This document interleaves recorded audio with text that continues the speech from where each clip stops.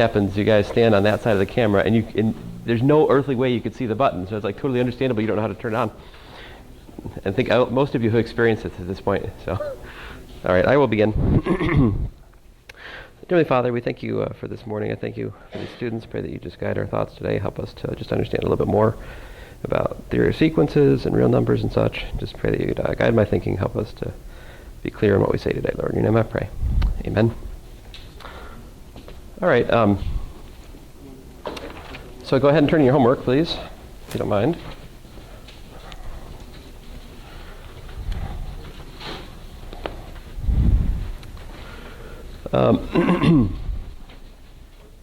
So today I'm going to talk to you guys about the least upper bound property and the theory of sequences.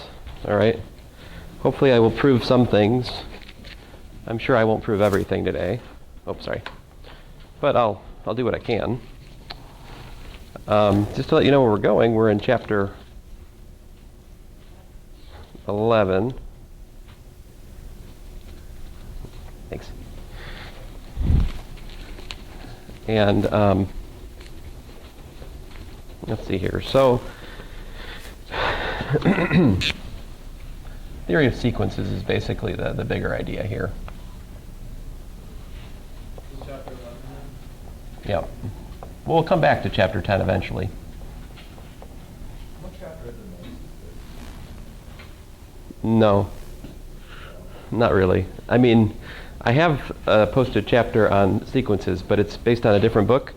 And so a lot of other calculus books, they have like, a section on sequences, whereas Wizart Text has a chapter on sequences.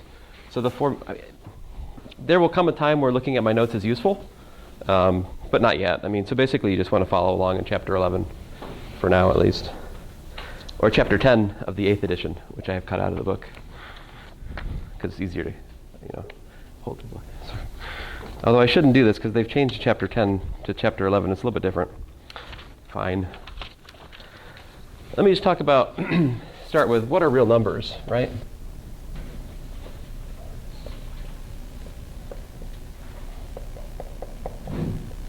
I mean, that's kind of the question behind everything else here, right? And we just kind of took for granted what those were up till this point in this course, right? I mean, it hasn't really come up. I mean, we have a notation for it, right? R, and that's minus infinity to infinity, right? That's the interval notation for it. But what are real numbers, right? I mean, you can identify them with a number line, I suppose. And what are they? I mean, to actually construct these from more basic mathematical principles would take us pretty far off topic here.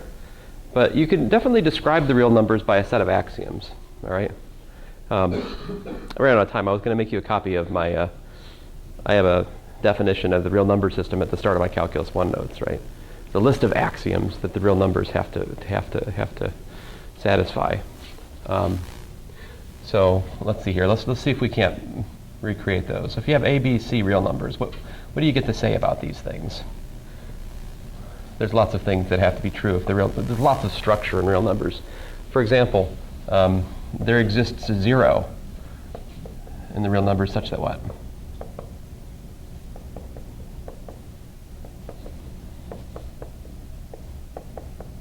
Right. For all real numbers, there's this other real number called 0, and if you add it, you get back where you started, right? That's true.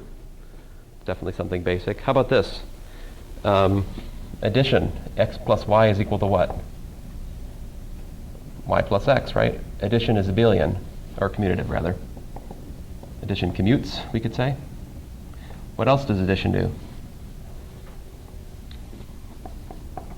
Does it matter what order you add in? No, right? You have associativity of addition, right?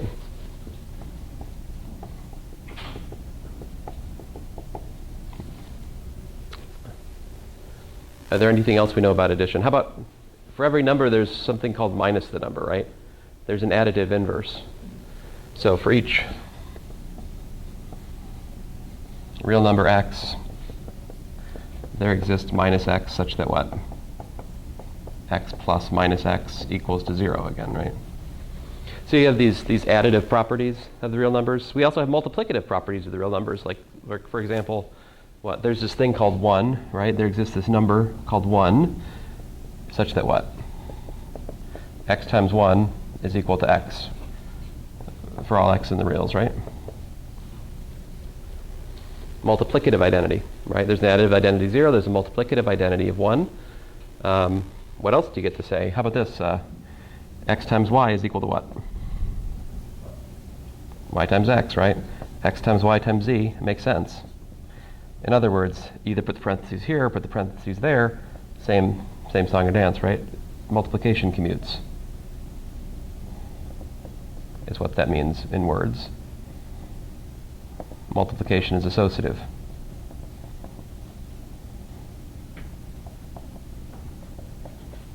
What else can we say?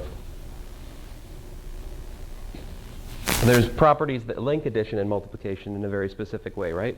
You have these distributive properties like x times a plus b is equal to xa plus xb, right? So we have this distributive property as well. Anything else we know about real numbers that make them real numbers? I mean, all of these things I could just as well say for integers. What are integers?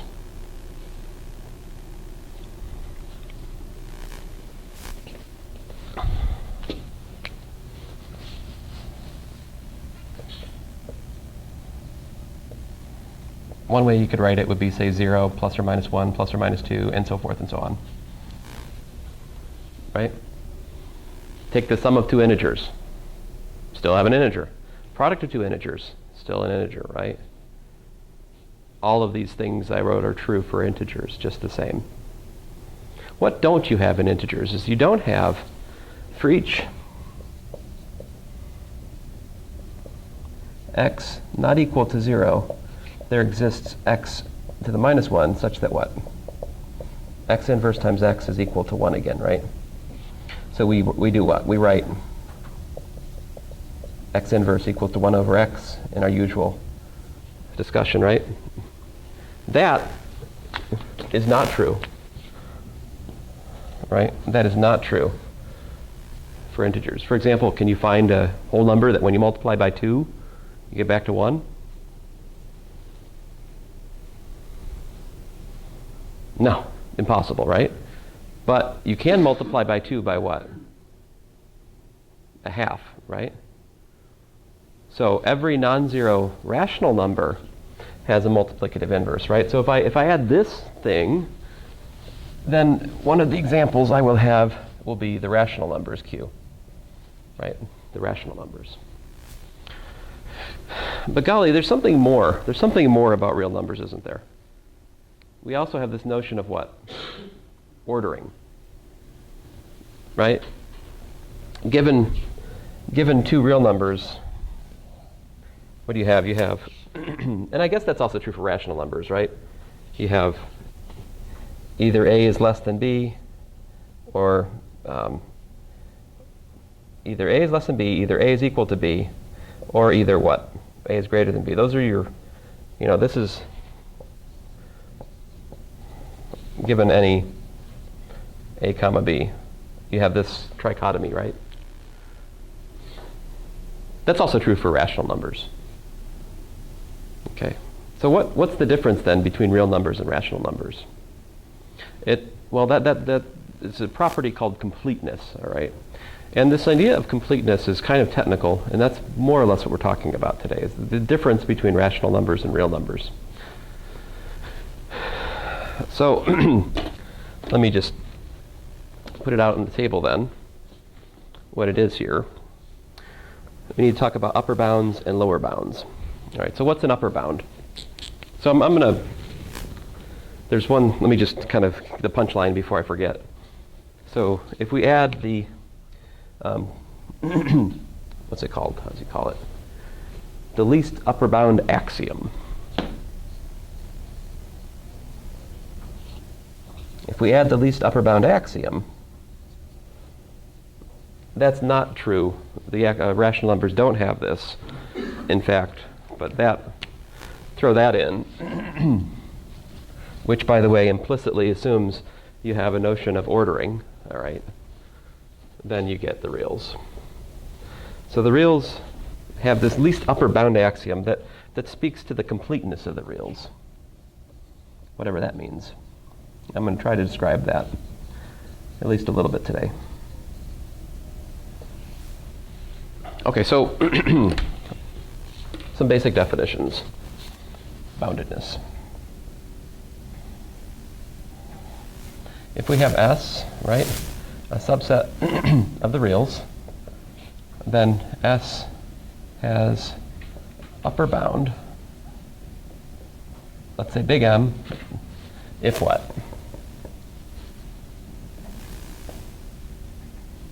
How about this? M is greater than or equal to S, right, for all little s in the set S. Or if you don't like that, let me use X there. So I'm starting to use some language that you may or may not be familiar with. What's this upside down A look like? What's that mean? What's this? This is shorthand for all right? I will also be using this shorthand today.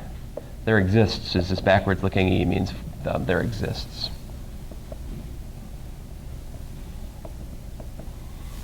This is more or less just me, but I also like to use this notation. ST means such that. I find that's a useful abbreviation.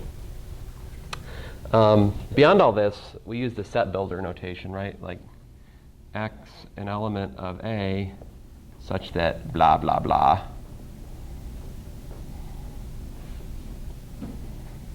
Defines a set, all right? So this is where elements are coming from. Where elements come from, and this is the condition placed on those elements.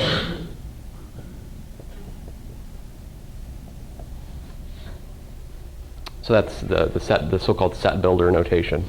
So there's some shorthands I should warn you. They haven't come up too much in our discussion so far, but they will come up more today. All right, so you see why this is called an upper bound? We're all good on that? What would be a lower bound?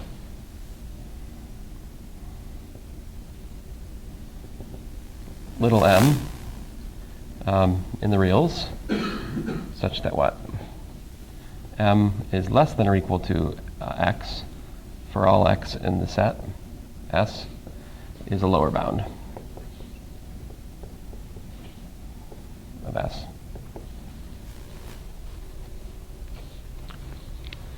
Let me look at some examples before I show you much more. Let's see here. 1, 2, 3, 4. All right. Example 1. S is equal to, let's say, the set 0. Well, let's say 1 rather. 1, 1/2, 1/3, 1/4, 1/5. You get it. You get the idea, right? My next example, we'll look at S equals to, let's say, 0 to infinity.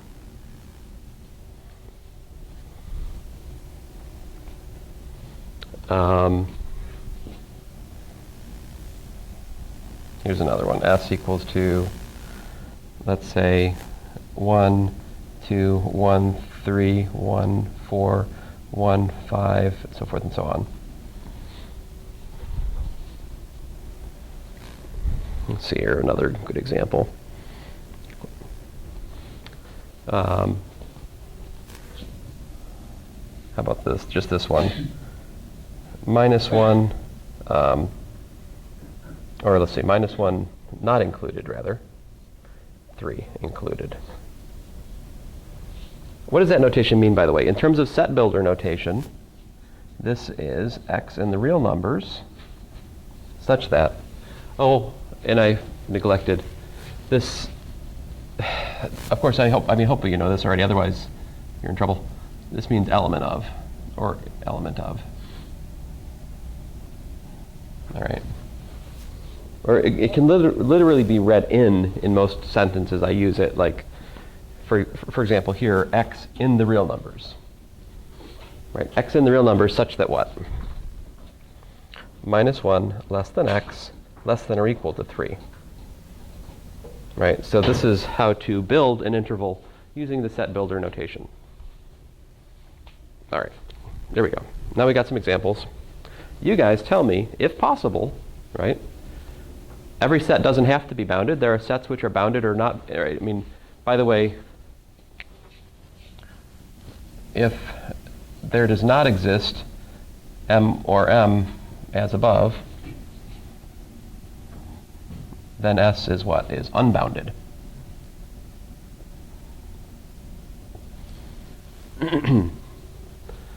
If there's an M, we say S bounded above. Right? If there's a little m, we say S is bounded below. So I'm talking about two things, right? The set, a property of the set itself, as well as the definition of the lower bound, the definition of the upper bound, which are themselves just numbers.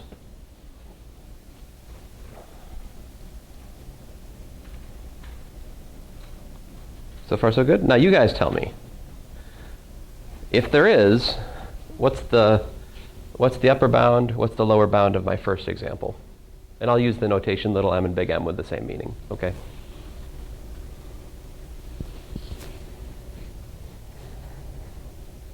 There's not just one answer, by the way. I don't understand what does everything stand for in the definition. Well, it's an upper bound if it's larger than everything in the set. 1, right, 1 would work.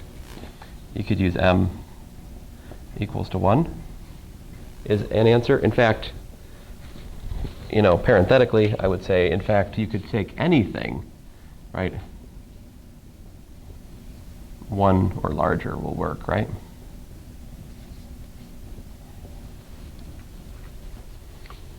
How about is there a lower bound here? Okay, sure, little m, I could use 0. That would work, right? You could also, this would not be you could use -1, right? You could use -1,000,000. These are all lower bounds for the set, right? There's lots of lower bounds. In fact, upper bounds, I could use 1, I could use 2, I could use 10, right? How about number 2?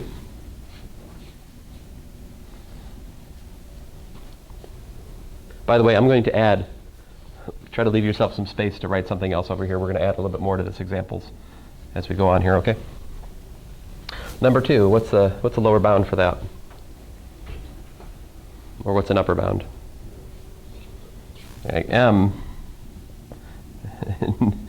is not an element of the reals, right? I mean, it does not exist. There is no upper bound here, right? It goes on and on. That set is unbounded. Lower bound, what did you guys tell me? 0, right? And again, you could just as well do what? Use any negative number. How about this one? Example 3. Again, it's unbounded from above. It's not bounded above. There is no upper bound. No m. Big M as I'm currently denoting it. But how about lower bound? Little m. 0 would work, but I was looking for, 0 will work, of course. 1 will work, because 1 is the smallest, right, in this pattern. You could also use anything less than 1 also would work. 0, a half, -17, whatever. How about this one? 4th example.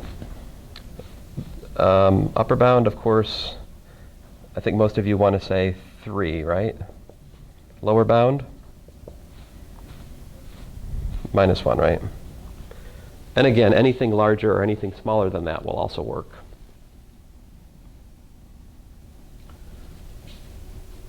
So as you look at these examples and you start to appreciate this idea of bounded above and bounded below, yep. Like, so you said it could be anything larger or smaller than this. Right? But it doesn't have to be within the set. No. In fact, usually the upper bounds and lower bounds are outside the set.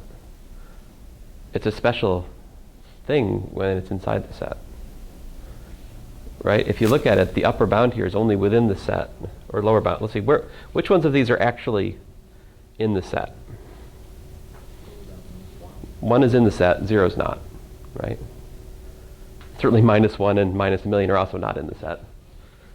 In number 2, neither the upper, which doesn't exist, nor the lower bound are in the set. They're outside, in fact.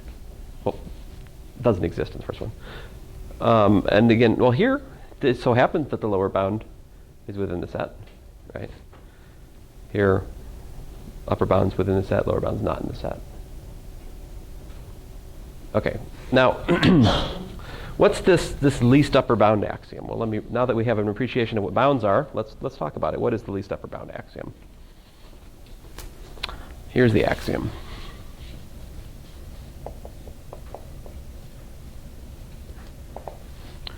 Least upper bound axiom. Every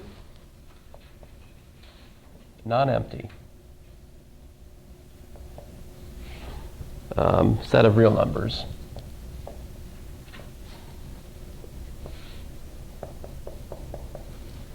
has an upper bound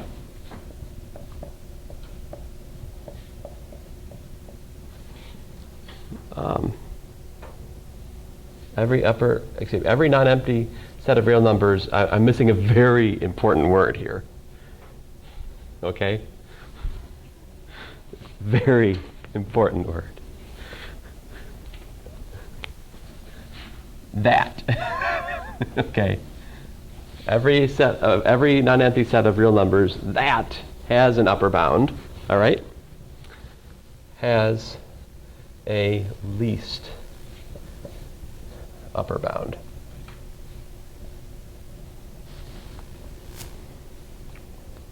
We have notation for this. Lub. So lub of S. What is lub of S? It's M, an upper bound of S such that M is less than or equal to N for any upper bound N of S.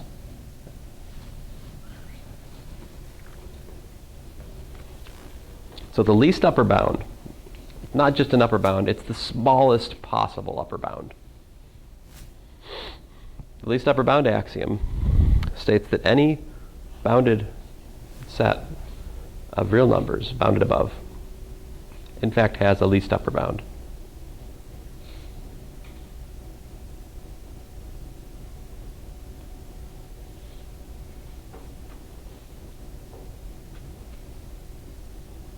So what's the least upper bound? So of the ones here that were bounded above, right? What do we have here? Lub of S is equal to what in this case? 1.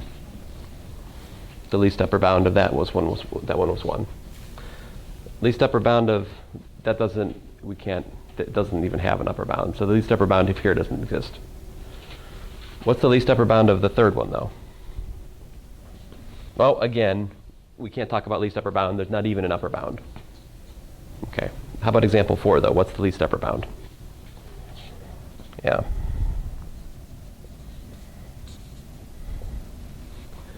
I'm sorry. My examples were rather boring because in this case, in both of these cases, I would also say that you could say the least upper bound is also what you'd call the max. So the maximum, and this is not in your book, but I think it's a useful terminology. The difference between maximum and least upper bound, there is no assumption that there's no assumption here, this need not be an S.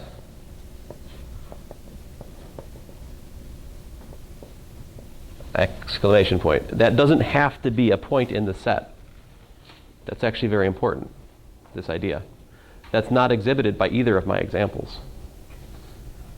If, I would say this, if the least upper bound of S is an element of S, then we say the max of S is equal to that least upper bound.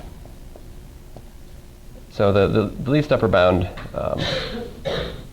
the maximum of a set is just something in it that's larger than everything in it, and it's also in it. So like closed intervals have maxes, right? But open intervals don't have maxes. Yes, sir? What does the n mean over by m is less than equal to n for any upper bound n of s? So it's like n. N is an upper bound of S. Okay. Another upper bound, yeah. Oh, so M is, right, yeah, I mean, I need to use different letter there. Now, so just to add an example, 5, if we have S equal to, say, A comma B, where A and B are real numbers, then the least upper bound of S is equal to B, right? And that's not equal to the max of S, right?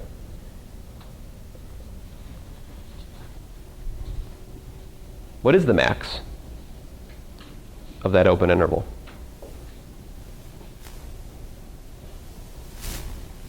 Let me make it more specific. Instead of A and B, let's talk about 2 and 3. There you go, 2 and 3. What's the max of this interval? Right? It's not, yeah, 3 is not in there, so it's not the max is the point. Okay, so this is a sneaky way of saying that the real numbers are continuous, right? In some sense, like. So basically, if you draw the set S, right? If S is some, I don't know, bunch of points, whatever, right? If these points illustrate S, right? Then there's no way you can have an upper bound, right? Like this, M. Because if you have multiple upper bounds, you've got M and you've got, M2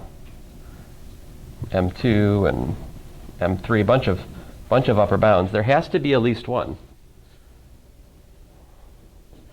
Because you can just kind of take your finger along the real number line and just kind of go, eventually you'll hit the one which is closest to the set, and there's none beyond it, right? This is not true for rational numbers, right? Here, for example, you could let, here's an example, you could let S equal to set of truncated decimal expansions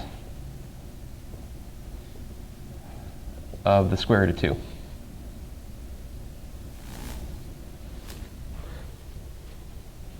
And here's what I mean by that. So this is equal to, like, 1. What's the next thing? 1.4. What's the next thing? 1.41. What's the next thing? Square root of 2 is what? 1.14. Oh, wait a minute. 1.4. I can't remember. Oh, man, I lost my calculator. Come on, somebody else help me out here. I don't remember the stupid square root of 2. What's the decimal expansion of square root of 2? Can you tell me? You guys are just going to leave me hanging up here, aren't you?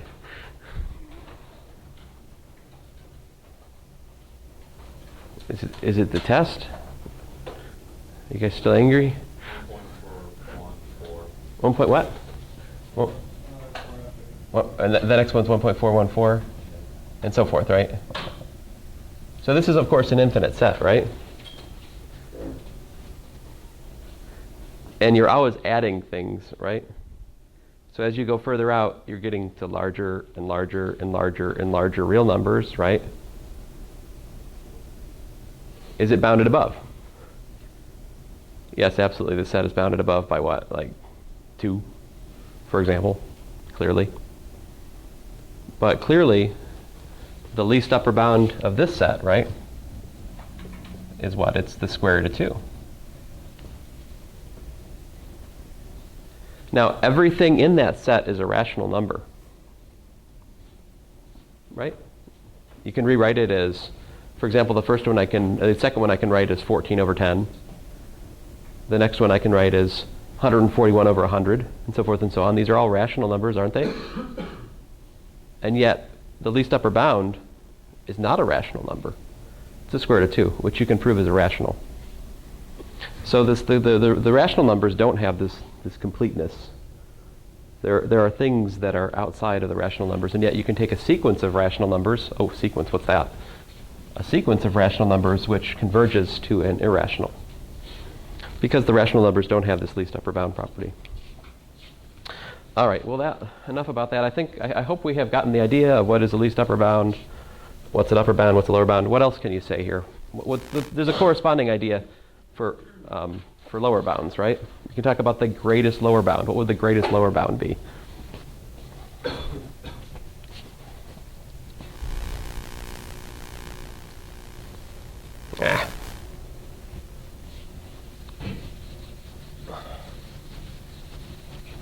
GLB of S will be equal to, let's say, little m lower bound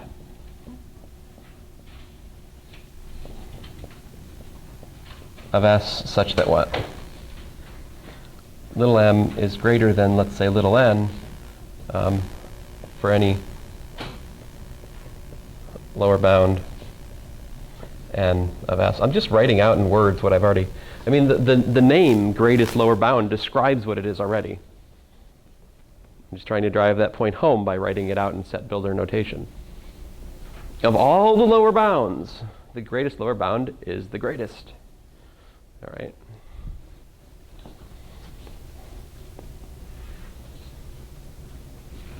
Think of it like a presidential race, right?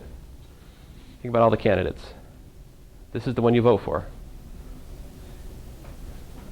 I mean, they all are below your expectations. This is the one that, well, again, this doesn't have to be in the set either. So what's the greatest lower bound? Here, this m is the greatest lower bound of 0 to infinity, right? If you draw a number line, right? If you draw a number line, and this is your set.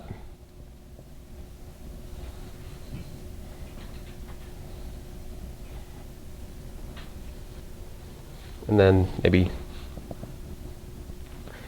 so something like this will be the GLB, right? And something like that will be the least upper bound, right? And in this picture, the little n and the big N I talk about in the set builder notation are just like over here, right? And like over here.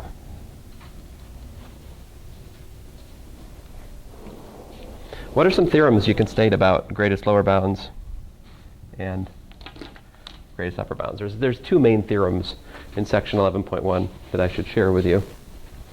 Theorem 11.1.2 and theorem 11.1.4. By the way,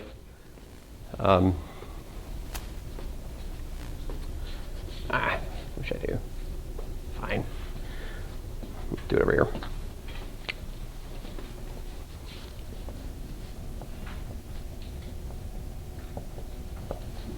What's this theorem say? It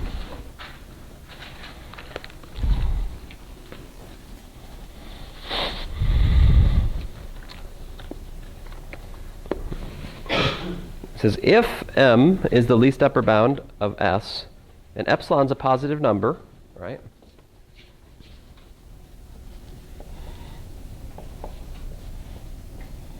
So in other words, we're assuming that this set is bounded above, a set of real numbers bounded above, right?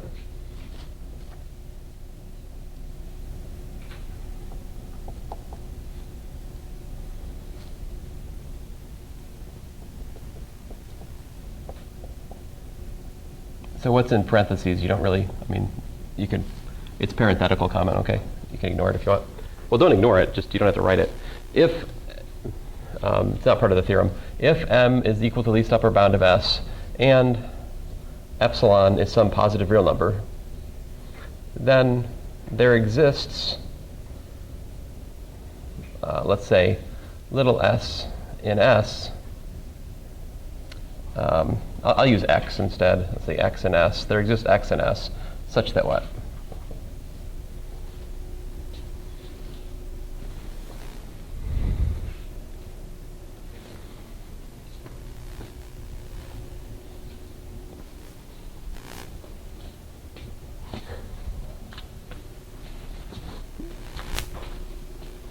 Here, I'll draw a picture just to kind of give you an idea of what to expect here. So here's S maybe is some points, right? Doesn't have to be an interval, can be all kinds of crazy stuff, but it's bounded above, right? And in my picture, maybe this is M, right? Now what does M plus epsilon and what does M minus epsilon look like on the number line? So maybe over here is M plus epsilon, right? And then the same other side, here would be M minus epsilon. Was the theorem claim?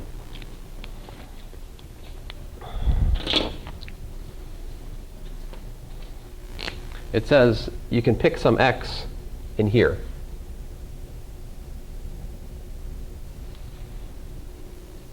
So in terms of an explicit inequality, there exists x such that m minus epsilon is less than x is less than m.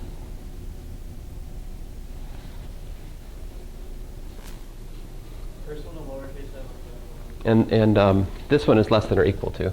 What's that? So the first down the green. Oh, let me give it some feet. There you go. I mean the green part is that full split. But you just did it, like, Oh, yeah, they've all got feet. Sorry about that. Let me put their shoes on, or feet on. You get up in the morning, put your feet on, right? Well, we're not, even if you were a Lego man, you couldn't do it, right? It's not in standard Legos. Feet are attached. Yeah.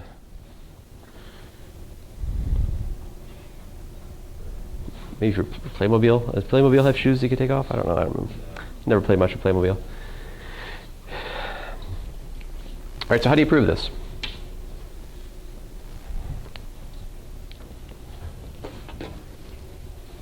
It seems obvious, right?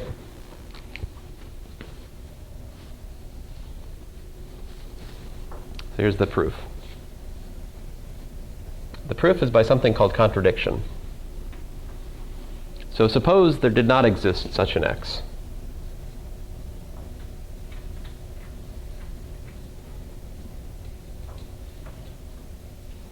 Right?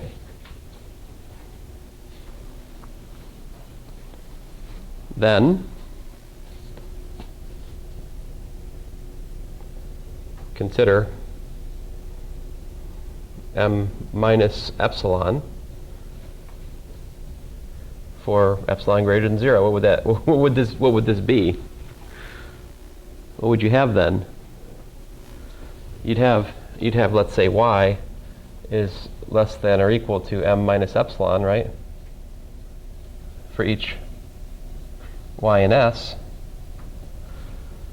right?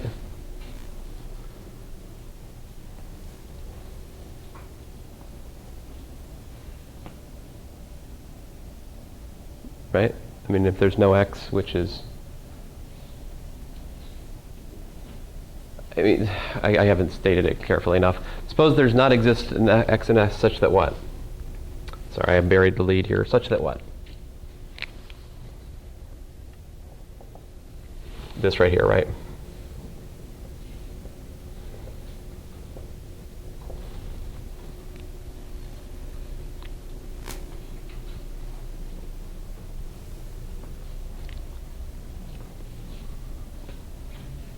Otherwise, it doesn't make sense what I'm talking about. I was assuming the notation of the line before, but I should be more precise. So suppose that there's no x that's between m minus epsilon and m, right? What does that make m minus epsilon? Well, you got this then, right? Y is less than or equal to m minus epsilon for each y in S, right? So what is m minus epsilon? It's an upper bound, right?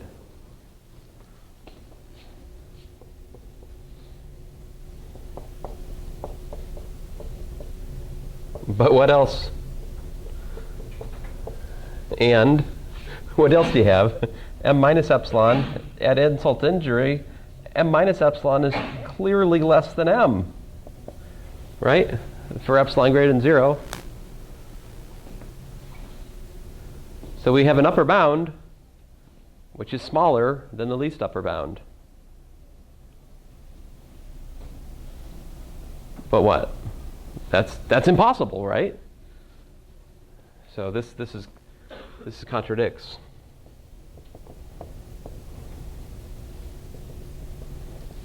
That m is the least upper bound.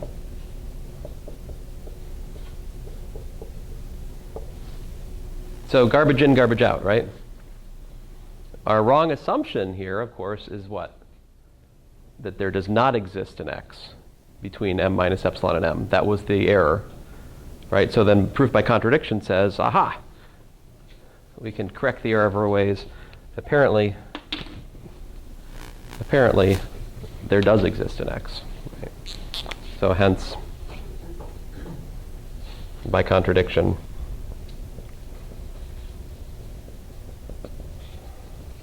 x an element of S such that m minus epsilon less than x less than m does exist in M, rather in S.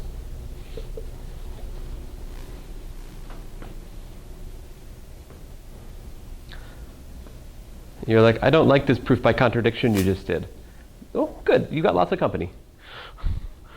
Many people do not like proof by contradiction, but it is a powerful technique which we use from time to time. If you reject proof by contradiction, it can change your life. There's a well-known mathematician who proved really deep results when he was a little bit younger than you guys are. And then he rejected proof by contradiction and did nothing else productive the rest of his life. It's a well-known story. Well, I guess people who believe what he believes probably disagree with me, but anyway. I'll just say rejecting proof by contradiction is a controversial topic in foundations of mathematics. All right. Any questions about this?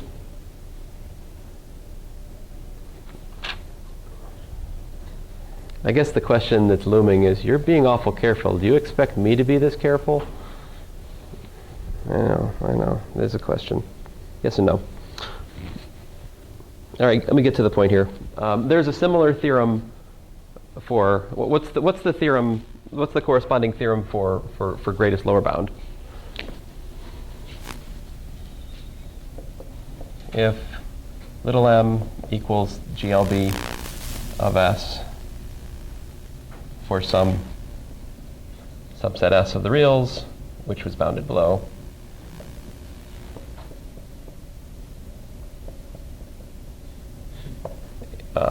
and if epsilon is greater than 0, there exists x in S such that what?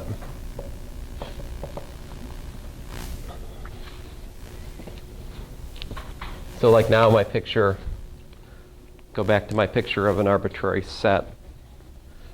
Little m is something like this, right? It may or may not be. Oh, I neglected to say something. What was it? What did I forget to talk about over here? If GLBS is an element of S itself, then we write what? The min of S is equal to the GLB. minimums are assumed to be inside the set. Greatest lower bounds don't have to be. If they are, they're called the minimum. So in this case, in my picture here, M is actually the minimum of the set because it's there, you know. Okay, so what is M plus epsilon, M minus epsilon here would be something like this, right? And so the theorem is saying, hey, there has to be some like x like here, right? Like this could be x. Of course, in the case that you have a minimum, you could take the minimum itself to be the x in the theorem.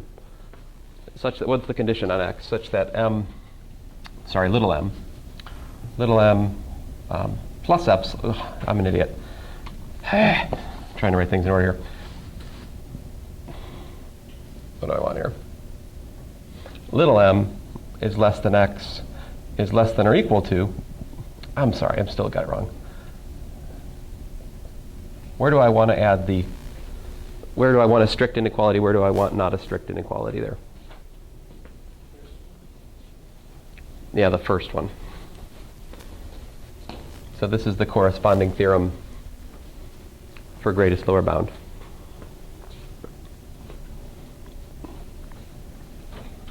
By the way, once you have the least upper bound axiom, you can also prove the greatest lower bound axiom.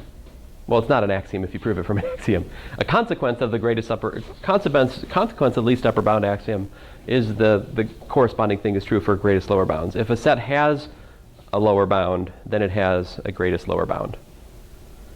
You can prove this from what we already have. I'll let you read it. I'm not going to go through that today. I sense a certain tiredness. I'm going to go on. All right. So that brings us to the topic of sequences of real numbers. All right. What is a sequence of real numbers? By the way, I think you may have noticed by now we've switched gears in here considerably, right? Up to this point, I've said, here's a problem, let's solve it. Right? What's the problem right now? What problem are we solving? If you're looking for that, you're looking for the wrong thing. We're not problem solving right now. Or theory building. And it's going to take us a little while to build this theory. But once we've built it, then we'll have some problems we can solve again. But it's going to be a little while before we get back to problem solving. And such is the nature of the beast here. Now, the problems that we'll be able to solve once we've properly built this machine will be, a new set of problems, actually, problems we couldn't solve before. So it's interesting. But I don't know if I can even properly describe those problems until I really show you the tools. I guess I can say some things like, this is a little ways off, but while I cannot, for example, this, just to give you a little motivation, this integral, I'm stuck at the moment. We can't do it. We can numerically approximate it, right? But in terms of a closed form formula for it, we can't do. After we develop the theory of power series, I can write down an integral from this. I basically can take the function I have, trade it for a polynomial without end, integrate term by term, bam, answer. So this theory of power series gives you a calculus which we do not yet have, which is powerful and beautiful. So that's one thing. But in order to understand power series, you must first understand the theory of series. Right? A power series is beyond just numerical series. But how do you define numerical series? Well, to understand a numerical series, you have to understand limits of a sequence of partial sums. Sequence of partial sums. You have to understand what's a sequence, right? That brings us back to sequences. In order to really understand what a sequence is, you have to understand a little bit about the properties of real numbers. That's why we're here.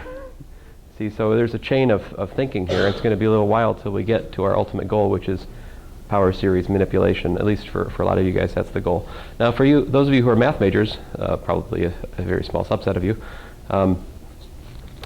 the journey is the goal as well. But for others of you, maybe not. I don't know. Any questions or Anything? Let's get to sequences then. What is a sequence? First of all, what's the definition of a sequence?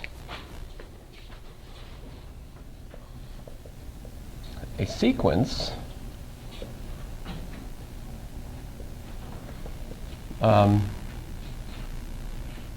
in a set S, all right, is some function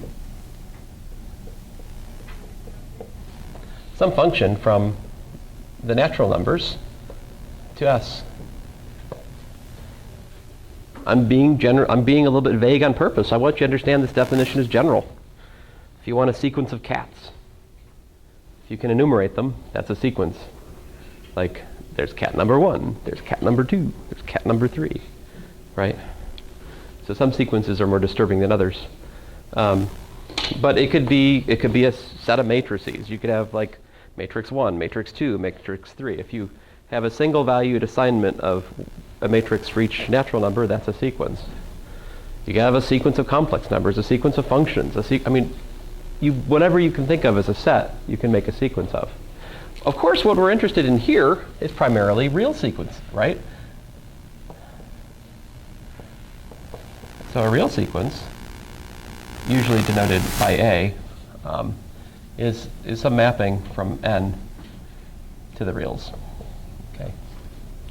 However, we don't usually use that notation. A typical notation is what?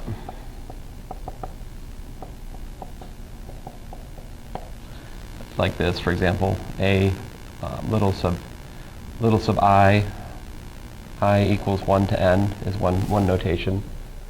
A less compact notation would be like this: A1, A2, A3, on and on. All right. But you see here, what's going on is for each N, right, we're mapping to A sub N. So, the typical notation is that A of N is just equal to A sub N. This would be like in functions if we wrote f of x was equal to f sub x. Now nobody does that, right? That's not a notation we use, but if we were to, that would be analogous. Okay? So don't do this. Is forbidden. F sub x has a different meaning in Calc 3, so let's leave it for that. But anyway, you have that's how we denote sequences, right? What can you do what are some examples of sequences? In fact, I've already given you some, right? This was a sequence, wasn't it? Like, wait a minute. Is the sequence a function or is it a set?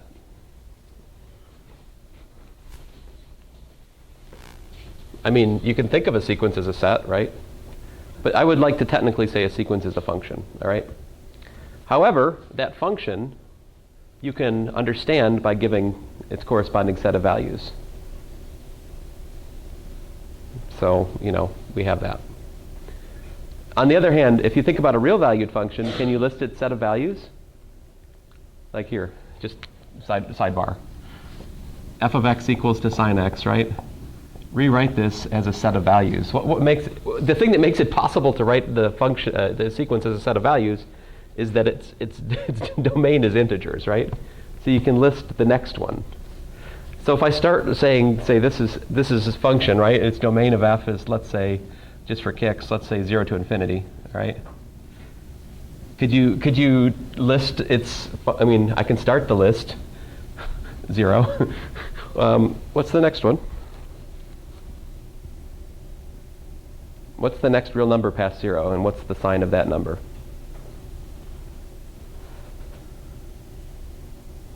That's nonsense, right? There is no next number past 0, right? There's a continuum of numbers. That's the idea. And of course, the best thing you can't do this for a real function, right? The best next thing you can do is you can draw a graph, right? That's the closest thing we have. This in some sense plays the role of that, conceptually. What can you do with sequences? What are some examples of sequences? look, here's a sequence, right?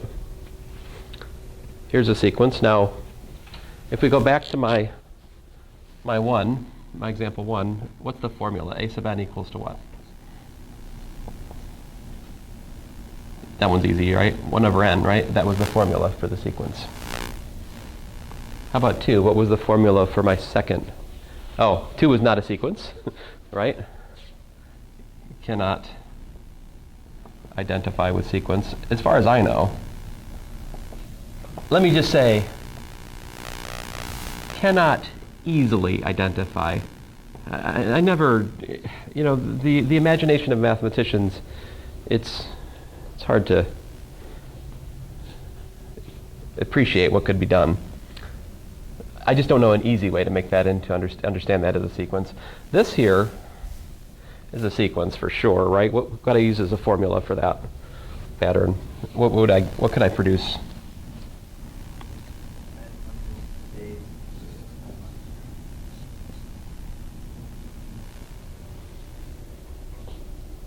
You said n? N minus to A sub n minus 1. Does that always come back to 1? Every other one? I mean, there's one. Subtracted by A to the oh wait, now there's the 1. I mean, you might be able to, but I don't think so. I think this one you have to break into cases, right? This one is equal to 1 if n is an element of 2z, and it's equal to n if n is an element of 2z plus 1. Oh, I'm still wrong. Oh, I'm still wrong. Oh, man. Curses. Still not right. It's 1 if n is equal to 2k, right? For some k in the integers. And what is it for the other ones? For like, it's 2. It's not, it's, you said that's what, 2?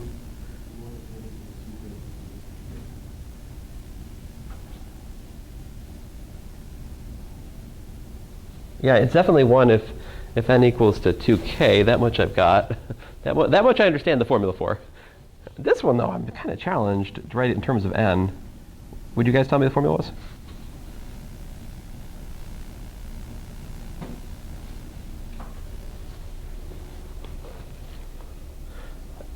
There is a larger point here, of course. A pattern can be easy to see, but a formula can be hard to write down, right?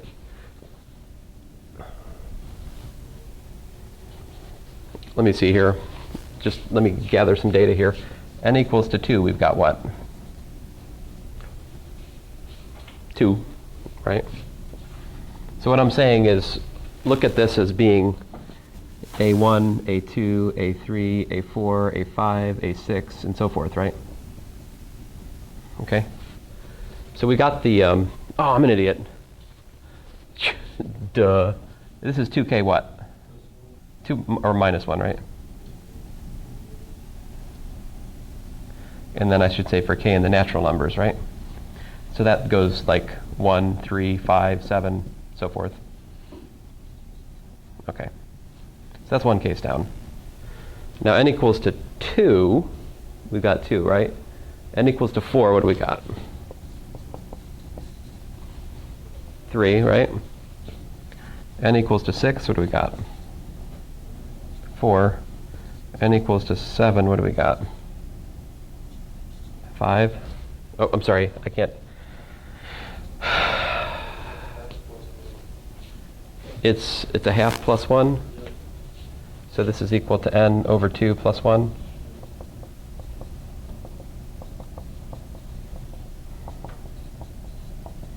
Is that universally the case?